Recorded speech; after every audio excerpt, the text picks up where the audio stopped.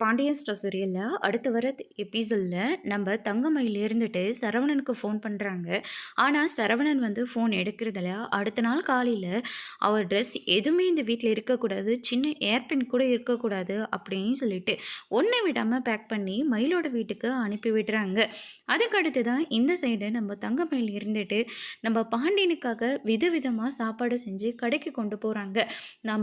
நமக்கு அந்த வீட்டில் ஒருத்தருக்காச்சும் ஆதரவு வேணும், அதனால் மாமாவோட ஆதரவு நமக்கு கண்டிப்பாக தேவைப்படுது. அதனால் மாமா கிட்ட போயிட்டு காலில் விழுந்து மன்னிப்பு கேட்கலாம். எங்கள் அம்மா தான் இந்த மாதிரிலாம் பண்ணி எனக்கு கல்யாணம் பண்ணி வச்சாங்க, என் நிலைமையை கொஞ்சம் புரிஞ்சுக்கோங்கன்னு சொல்லி காலில் விழுந்து மன்னிப்பு கேட்டுடலாம், வேறு வழியே இல்லை அப்படின்னு சொல்லிட்டு நம்ம தங்கமயில் வந்து முடிவெடுத்து பாண்டியனுக்காக சாப்பாடு எடுத்துட்டு நேராக கடைக்கு போகிறாங்க. அங்கே வந்து நம்ம பாண்டியன் இருந்துட்டு தங்கமயில் இருந்துட்டு கோட்டில் அழுந்தது, இது எல்லா விஷயத்தையும் யோசிச்சு பார்க்குறாங்க. அந்த நிலமையில யாராக இருந்தாலையும் இப்படி தான் ஒரு முடிவு எடுத்திருப்பாங்க.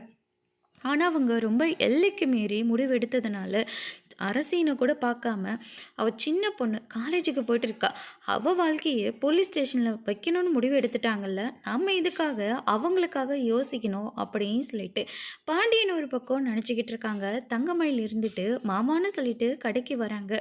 தங்கமயில பார்த்த உடனே பாண்டியன் வந்து பயங்கரமாக ஷோக் ஆகுறாங்க.